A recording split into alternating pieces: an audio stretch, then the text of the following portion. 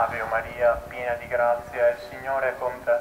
In attesa dei funerali che saranno celebrati in forma congiunta per papà e figlioletto, ma per i quali ancora non c'è una data, la gente di Castello di Godego si è riunita ieri sera silenziosamente per la recita del rosario. In molti, anziani, giovani coppie e bambini, si sono radunati all'aperto in quartiere Muson intorno all'altare allestito in strada, al parroco Don Gerardo Giacometti e soprattutto ai familiari di Egidio Battaglia e del piccolo Massimiliano, con un pensiero a mamma Adriana straziata da un dolore indicibile. Ti affidiamo ora Adriana, il suo cuore, il suo dolore.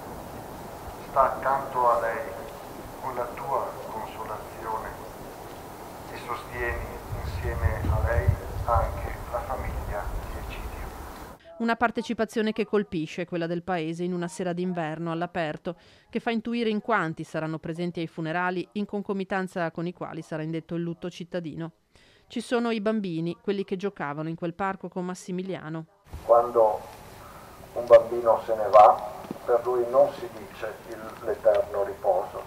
L'eterno riposo lo riserviamo agli adulti e agli anziani.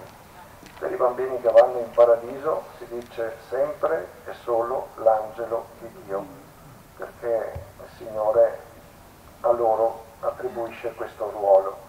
E il piccolo Massimiliano, come questi bambini, giocava qui, su questo parco, come ha giocato anche forse il suo papà, adesso gioca nel parco del paradiso. Da lassù, dal paradiso, il piccolo Massimiliano veglia ora su chi deve cercare di andare avanti portando con sé questo bagaglio di dolore. Guarda a tutti noi, guarda ai nonni, guarda alla mamma Adriana e guarda ad ogni bambino sulla terra perché gli venga concessa sempre quella speranza